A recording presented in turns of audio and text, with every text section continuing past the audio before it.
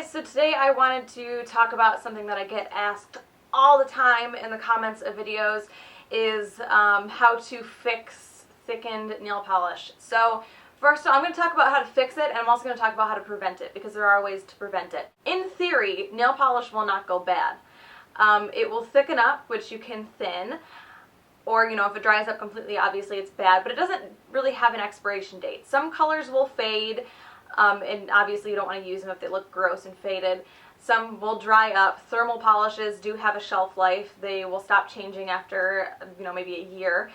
But in general, there's a lot of chemicals in nail polish. It's not going to grow bacteria. It's not going, on any orifice. It's not going in your eyes or your mouth. It's going on your nails. So it's not something that really expires like other types of makeup do. If you can keep it from thickening, or if you can thin it, in theory, it could last indefinitely. First thing that I get asked all the time is, what do I do to fix thickened nail polish remover? So basically, when nail polish gets thick, certain chemicals in it somehow have been exposed to air for a long period of time and have evaporated out, leaving your polish to be thick. I actually got my issue of Nail It in the mail not too long ago, and let's see, I should have marked it. And there was an article in here that was called "The Nail Down, Your Big Beauty Questions Answered."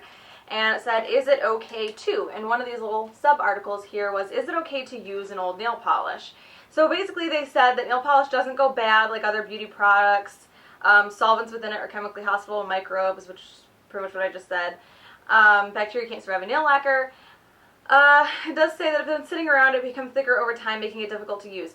And it tells you to put nail polish remover into your nail polish to fix it, which is so incredibly wrong. Really, I'm shocked and amazed that they actually put that in the magazine. It actually kind of horrifies me that they actually put it in the magazine to tell people to put acetone in nail polish. That just blows my mind. And I've heard that before. I think it's kind of generally more widely accepted now that that's a really bad thing.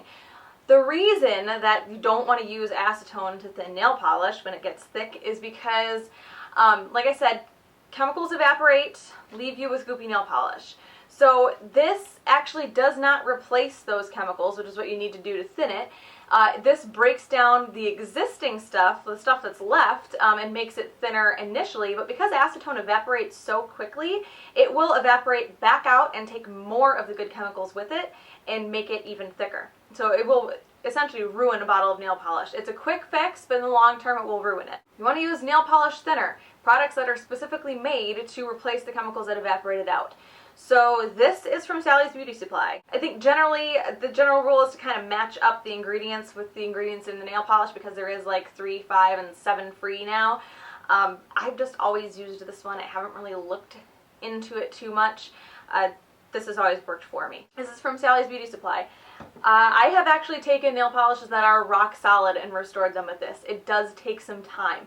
If you find a nail polish that's thickened up, if it starts to get a little bit thick, you can use a little bit of thinner. If it's completely rock solid, you can also fix it with thinner. But like I said, never, ever, ever use acetone. So really good, really bad. Yes, no, don't do this. I get an eyedropper, a glass eyedropper. I can get them in 3 packs. I think I got them from Walmart, because eventually the rubber end will break down. But I just drop it in there a little bit at a time, mix it up with a toothpick, and test it out. Drop it in there a little bit at a time, mix it up with a toothpick, test it out. If it is completely solid, I'll put a good amount of thinner in there, and I'll just let it sit, or turn it upside down, or roll it around, do something with it, and then I'll come back to it an hour or 2 later, mix it up. If it still needs a little bit more, add a little bit more. So it can take some time to thin out polishes that are really, really, really bad, but in general they can always be fixed. But just don't ever use acetone or nail polish remover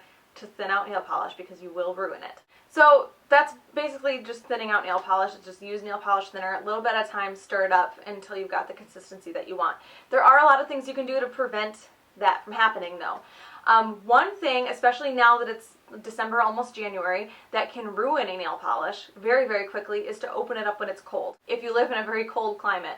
I actually have cupcake polish sitting in my mailbox right now. I'm going to bring them in, and they're going to sit here until tomorrow, and then I'll open them. Because all the polish inside has been in the mailbox for, probably 3 or 4 hours now. It's super, super cold.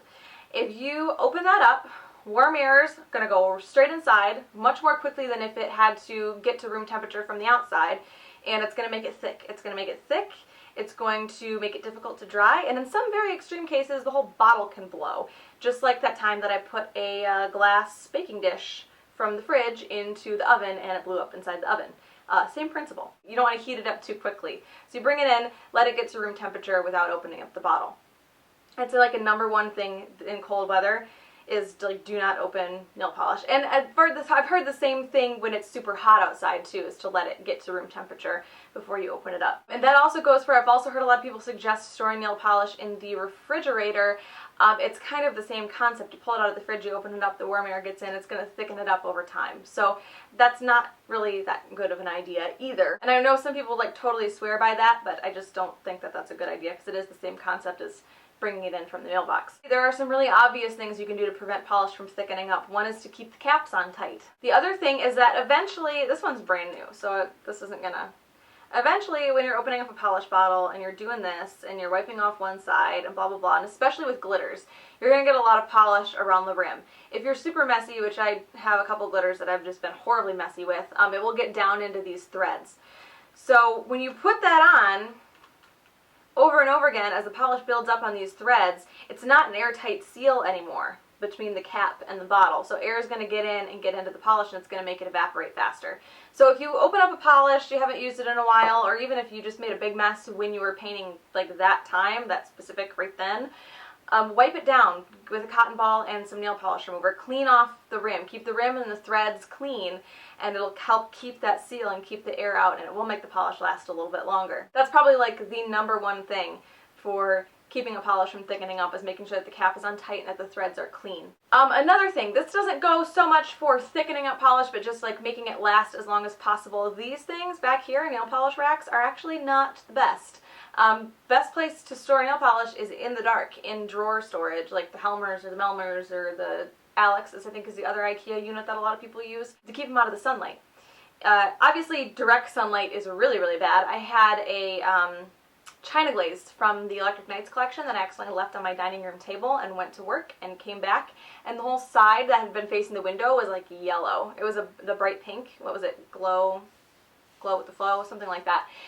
The whole side that had been facing the window was yellow, and the other side was still pink. And I shook it up, and it was a little bit lighter, not terrible, but the sun bleached that color in a day. And it's the same kind of concept with the nail polish racks. They're really pretty and they're great, and I love being able to keep nail polish on nail polish racks, but realistically it's best to keep them in a drawer where they're not in the sunlight, especially for polishes like thermals that have such a short shelf life. So that is it. Just some quick tips and things that I've learned over the last couple years doing YouTube and incessantly Googling things. So yeah, I hope you guys enjoyed this one. If you have any other questions, let me know, and I will talk to you later. Bye.